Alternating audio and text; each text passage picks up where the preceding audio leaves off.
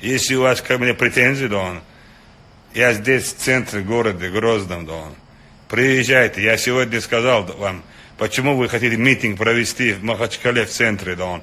Если я виновен в этом, приезжайте в Грозный, да он, и выскажите свои претензии ко мне, да он. Наконец-то будьте мужчинами, да он, будьте мусульманами, да он. Вы всякую чушь и ерунду пишете, создаете ролики, да он. Да, мы воевали и против федерального центра, да он. А вы где? Чем занимались? И у вас какие заслуги, да он? Служение, да он, исламу, служение народу, государству, да он.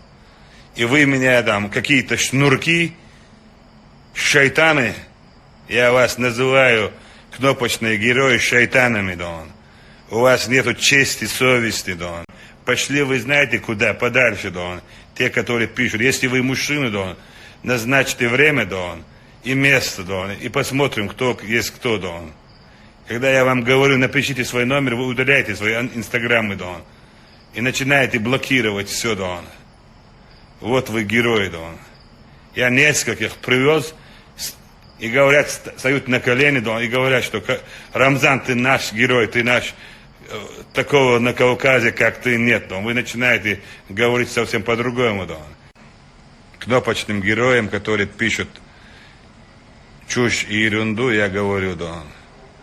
Дай Всевышний вам имана, чтобы вы опомнились. Если дальше продолжает и будет писать, да он, ну, есть черти, да он, и их только остановит пуля, да он. Мы с чертями воюем уже давно, да он. Так что не будьте чертями, да он.